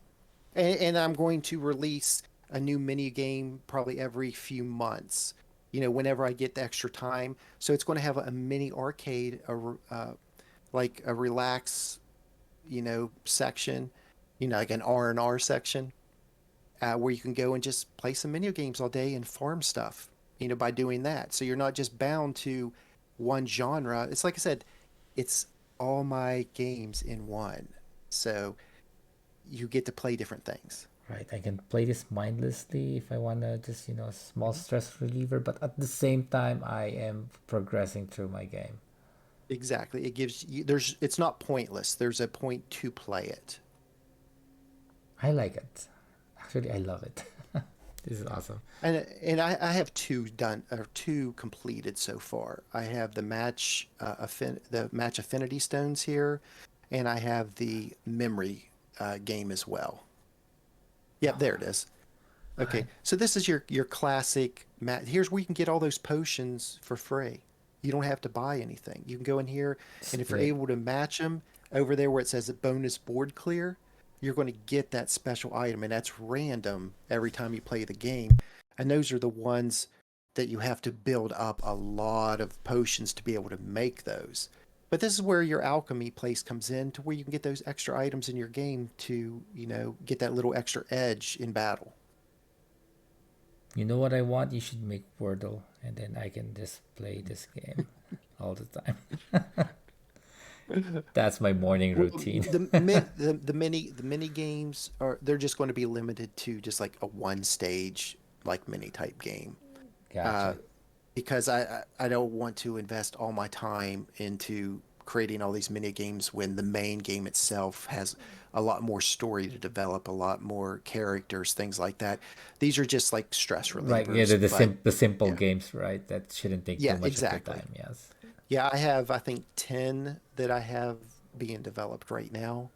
These are the only two that are complete though.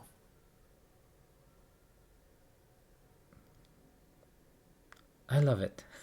I like it. Yeah, yeah, glad you do. At first, I was like, "What the heck are these things?" And then, like, now that you Yeah. explained it, I deliberately didn't ask. So, like, I'm gonna find out along with everyone else. So that's kind of cool. All right. So now we get to the last screenshot, and it looks like, is this going to come from Tapjoy or some ad revenue? It will be the only reason this is implemented is for you'd never have to go here. It's kind of like how DC Legends had that little tiny thing in the corner, and you Mm-hmm. could go in there and watch an ad to get extra things. Yep. If you want to get extra items, you are a free to play player and you're never going to spend a penny on the game. Here's how you can get extra stuff to build your characters, but this ad revenue will help me pay for the servers. Perfect. So yeah, even the free to play will have a way to contribute to your game. Yeah, okay. Exactly. Because there's some people that, they just can't afford a dollar. I mean, I've been that in that position in my life, growing up, and I don't want to make something that forces people to spend money. Sure, I would like it if they did, but there's some people that just can't do it, but they want to still be able to be part of the community and have fun. So this is the way they can basically pay me if you think about it like that way, if you want to think about it that way. But it's supporting the game if you watch these. But like I said, you don't have to. It's completely optional. You never even have to ever go to this screen. I just wanted to show everybody that there will be the screen and there's extra items. Why would you want to pass up the extra gems that you can use to buy characters in the store later? These add up every day. You buy or go in here and get these, and eventually, you're getting over 100 gems here. And if you have a character for sale for like 2 or 3 thousand gems, you know, every month, this would take about half of that cost away just by watching the ads. All right. This is cool. All right. So Windy Crew has a question. Sure. He's asking if you would consider if you considered regional prices. Uh, I have not yet. There's so much like on my plate of trying to figure out what the best way to implement everything is. I still have to think about regional translations. I've got Oh, to try and hire people that can translate the game into different languages so it can be offered, in your region. And of course, I will definitely do that, but the game is going to be so low priced anyway. It would be kind of like it really wouldn't make that much of a difference if you get what I'm saying.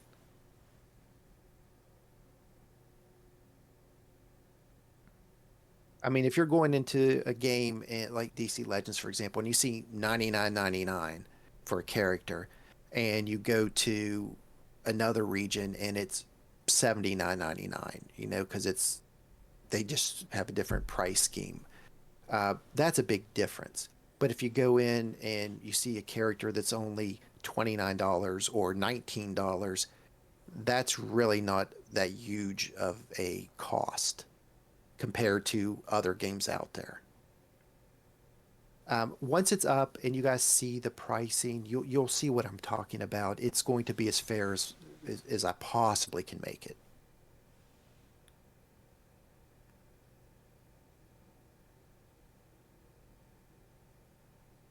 Yes, I agree with you, Wendigo. That is true. But that's why I was saying, like, my point, about the outrageous prices that these games charge now. Mine is already reduced so much. It's like 25% of what everybody else charges. So it'll be in that lower category automatically, if that makes sense to you. all right, cool. All right, so now we're going to the last part of the stream, which is let's talk about your Indiegogo. So now that the people are excited about your game, tell them how they can help you get the game out. Uh, Support me, go make a little donation if possible. Every little bit helps. I have some perks over there. I mean, yeah, to get a character in the game, it is very expensive. I mean, I have to say that, but uh, you guys don't know how much effort and time is involved in the creation of a character from scratch. I mean, you have to basically initially sketch it out, make the design. You have to go in and is this the live page? Yes, this is the actual Okay. Indiegogo page. So if you go over to the right side and you scroll down to like one of the characters, like one of the perks on the right side Yes. where it's you can Okay. scroll up. Now you can see what I'm talking about. Like you have the sketched out version of their face, and then you see where I sculpt it all out and I make a 3D model. Then after that, I do what's called retopologizing. I have to go in and make it game ready because when you sculpt a character, it's got millions and millions of polygons, and those can't be played on games. So you got to go in and basically hand draw every single triangle of that character, which is probably about a 4 to 10 hour process, depending on the complexity of the character. Then after you go in there and hand draw every triangle over top, it's like basically tracing over top the high model. Then you have to go in and you have to texture that model, which is in the upper right hand corner of the screen where you see the textures applied to the character. Then then after you do that, you combine everything and you make them game ready. So it's a complete process. If it was in a game company, you would have your conceptual artist, you would have a sculptor, you would have a retopologizer, you would have a texture, an animator, but I have to do it all. So it's a lot of work for one person. So that's why the fee is kind of high because I'm making it based off of what you want. What? Yes. Yeah. And so that's why. So I know it seems kind of outrageous, but there is a lot of time involved and a lot of effort to do that. So anyway, there's like one left of the Omnipotent, and there's Omega, which these tiers, every one of these tiers will be fantastic in the game. It's how you build your character. So don't think like, oh, I missed out on the omnipotent. I've got to choose Omega. Omega can stand up against an omnipotent. Even an alpha can stand up if you choose the right skill sets. So it doesn't mean they're bad. And none of them are the lowest character in the game. I'm not even, offering the lowest characters in the game. I Oh, just gave like the top 3 tiers in the game. and also there you could have the best characters and still don't know how to play the game, right? Exactly. Anyway, if you want to, I think the lowest tier, I think it's $25. That will get your name in the game. So you can go into the Hall of Fame section and you can be like, "Hey, Joe Smith, that's me. I'm right here. See, I had a part in help making this become a reality." You can show everybody you're in the game. That's what I do for that. And then you just go up the next level. You'll get 10,000 gems. Your account will be pre-registered before the game is released. So that way no one can take, your name or your account. And plus you get your entry. And the next level up of that just basically doubles that. You get 20,000 gems, extra campaign energy, your play tokens to play those little mini games, your account pre-registration, and your Hall of Fame entry. So all of those.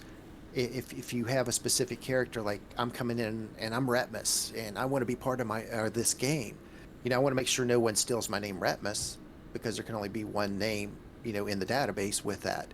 So there'll have to be like Retmus 001 or something like that, right?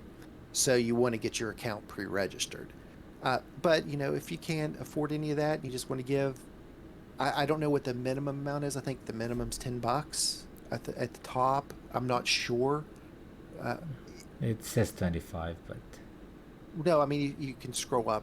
I think there's a make a donation button. oh, there Just might be, yeah. Yeah, there's a plain one. Um, Oh, not a perk, just a donation. Okay. right. Uh, I guess see options. That's weird that there's not just a normal. Click the see options button and see what it says. I don't know. I The might big have. red button. I know what you're talking about, but I don't want to do it because I may have like, oh, what the heck? All right, you know what? Let's do it. Yeah, $10. Okay, yeah. So that's what I'm saying. $10 is the lowest that they allow. So I mean, $10 donation, Yeah. anything at all to help make this come out faster. I have to be able to put this on or on Apple products. I have to get a Mac, because they require you to do that, because they link to your development account to the Mac computer. So it's an Apple product putting out an Apple game. You just can't make it on a Windows PC and then publish it. It's not allowed. So I Mm. have to buy that hardware. That's like one reason. I need this funding to help buy that. This, server costs, different equipment I have to do, a lot of different things. I try to explain down at the bottom of this why, we need this certain amount. But even if we don't make the goal, it's still coming out. It might just be just a little bit longer until I can get the money myself to buy the equipment I need. But you don't have to worry. It still will come out. Gotcha. All right. So, Crush has a question. So, one of the biggest problems in DCL is the cheating. So, how are you going to avoid that? How are you going to prevent it? There's a few ways that I have planned, but if I say them straight out here, Right. Then it just okay. yeah.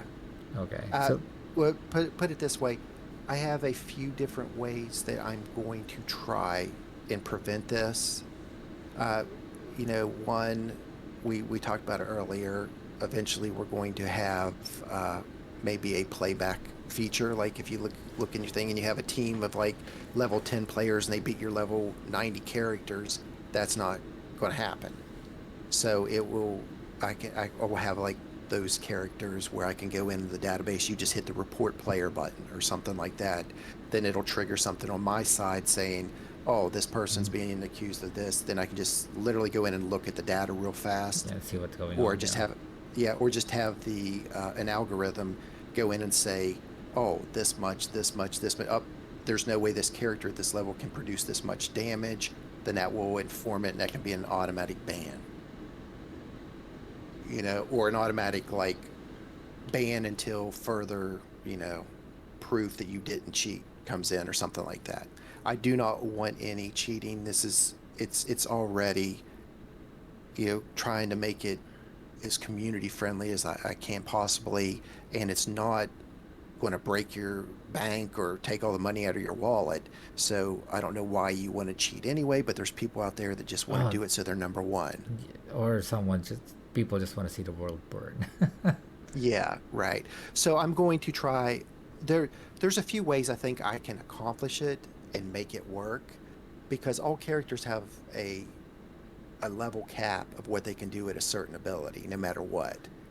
And you can put implementations in there. If it's above this, then they've hacked it to let you get the maximum value in that range. So I'm going to try my best to cover it. It might not be right away, but it is a top three priority in my list. Awesome. Okay. And also just you listening that, and also that you're going to acknowledge this should be enough for people to feel comfortable. Okay, I'm not gonna lose my investment in this to hackers, because even if they got through, you will eventually address them. And also, we have a direct line to you. This guy is really Exactly. suspicious. Like, come on, man. Mhm. Let's just take it And out. I'll check right into it. I mean, that's the whole thing that's going to make this so different than everything else because it's going to be for the community. I'm part of the community. I want to have a good relationship with everybody. So it's going to happen that way. I don't see any other way that it's not. Okay, so I do And have. another Oh, important go thing I ahead. wanted to bring up that okay, DC Legends is gone and we can never play it again. So what one of my goals for this to be, let's just say we go a glorious 7 years on this and time's up. It's just not feasible to keep it out anymore, which I don't think that'll ever happen because I can constantly make new worlds, new ideas, new dimensions, so it can always be new. But just say, for example, for worst case scenario, that happens. I shut the servers down, all that 7 years that you played it are gone. You never get to touch it again. I don't like that. So, what I'm implementing now as I make this is the ability when that eventually does happen, you will be able to download a version of the database to keep on your phone, computer, wherever that app will be able to connect to. And I will have it set up to where it does everything for you. You don't have to do anything. So you can play it for as long as you want, and it will be set up to just cycle through every single event that was ever done in those 7 years from the very beginning to the 7 years for you to replay over and over. That's what I'm adding to the code as I move on. So that way your investment will never be lost. That's awesome. All And right. there is even a possibility of adding in a server connection. I'm going to look into it to where, let's just say the owls all got together and they're like, well, it's shutting down, but we still want to play, to where you can download that database and host it yourself and just point to that database for a reference. I'm going to look into that ability for later on. If that scenario ever happens, I don't want it to ever happen, but I just want to let everybody know I'm with you guys. And I feel the same way when I lost something, all that money I invested, that time I invested, I can never play those characters again. I can't ever try and make Dr. Fate work again, and kind of miss that. I want to be able to have the option to play again. So that's one of the things that's always in the back of my mind when I'm doing something like this. If you paid for something, I think you should be entitled to it. That is awesome. Yeah, I just want to be able to tap beef daily, right? Exactly. All right. So the last question I have for you, Retmus, before we call it a night. Actually, it's your next day, since you're in the East Coast. Yeah. So if you choose any tier, do you automatically get Where is this? The defense force elite and all of the other perks, or no? You just get like, let's say you have an Oh, omnipotent tier. if you paid that much money, you can buy those. No, I'm messing with you. Of course you do. You'll get the elite. The elite will be part of that package. Gotcha. All right. I didn't have room. They limited the things that I could add to it because there was actually more that I was offering, but it caps it. They won't let you add any more to it. So I couldn't add You in. cannot You mention also it. get the elite. Yeah, I mean, I really had to cut down the wording a lot, and I was just like, man, this sounds less appealing so much. But yeah, you know, you got me on here. You can use it to validate. You do get the elite package with your character.